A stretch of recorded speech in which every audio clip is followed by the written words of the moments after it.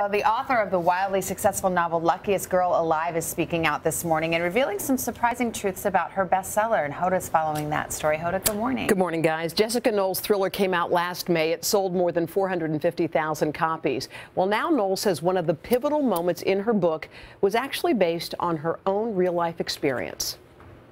Some say it is a very delayed coming-of-age story for Jessica Knoll, the best-selling author of the book Luckiest Girl Alive, a story centering on a 28-year-old woman named Ani who survives a violent sexual assault at a young age.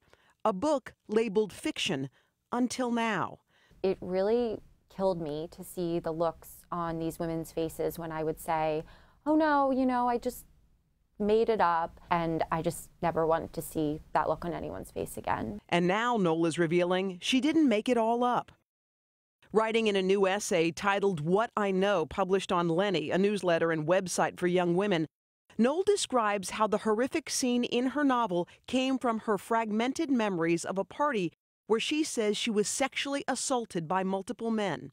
I mean, I knew it the morning I opened my eyes. I just felt horrible and violated, and I knew it was wrong. After the incident, Knoll says she endured bullying. It was terribly hard to go to school every day. I mean, I look back on that year and I just remember feeling completely raw. Like I felt like an exposed nerve. Like if you just touched me, I just shriveled up in pain. Like that's all I can recall about that year of my life. And now, 17 years later, the 32-year-old says the real reason she originally wrote the book was to finally deal with what happened to her head on.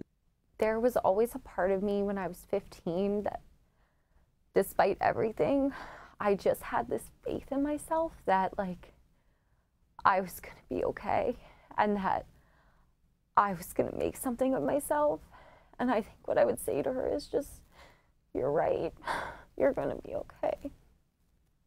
The beginning of a long healing process, striking a chord with others.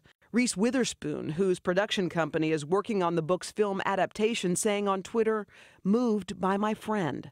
And one message in particular from a 55-year-old who says she is also a victim of sexual assault stood out to Knoll. I just thought, what a horrible thing to have carried that with you for 40 years. And I just hope no one has to do that ever again. I hope that more people feel compelled to share their stories and to talk about what's happened to them and to know that they have nothing to be ashamed of. And guys, to read the whole essay on Lenny is really, really, really moving. She says she wasn't thinking about pressing charges. She said this is about her getting through this thing. And now she feels good to be able to have sort of open conversations with her readers because, readers were coming up to her. She said the last straw was some reader came up to her and said, how did you come up with such a graphic description without being there? And she said she almost started crying, and then she just decided, you know what, the time is right now. And she did it.